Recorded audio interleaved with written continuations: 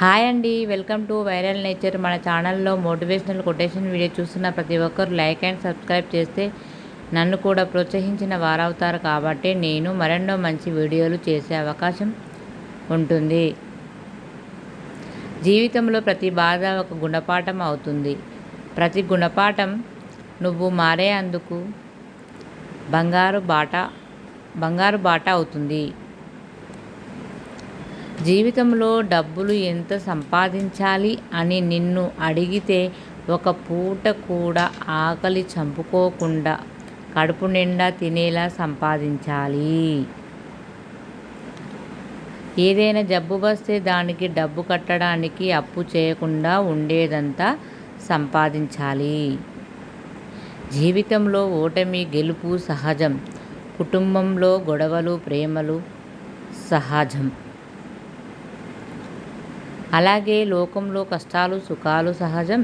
ఇవి అన్నీ ఆనందంగా ఎదుర్కోవడమే మనిషి ధర్మం.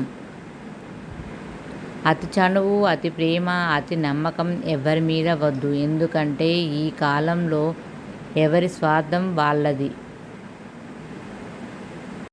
క్షమించలేనంత శత్రుత్వం మంచిది కాదు. భరించలేనంత ప్రేమాభిమానాలు మంచిది కాదు. దేనికోసం ఎక్కువ ఆరాటపడవద్దు. మన తలరాతలు ఏముంటుంది అదే జరుగుతుంది. మనిషి బ్రతికించేది నోటితో పీల్చే శ్వాస. అదే మంచి మనిషిగా బ్రతికించేది మాత్రం నోటి నుంచి వచ్చే మాట. ఎదుగుతున్న వానికి చెయ్యందించు. అప్పుడే నీ ఎదుగుదలకు ఇంకొకడు సహాయం చేస్తాడు.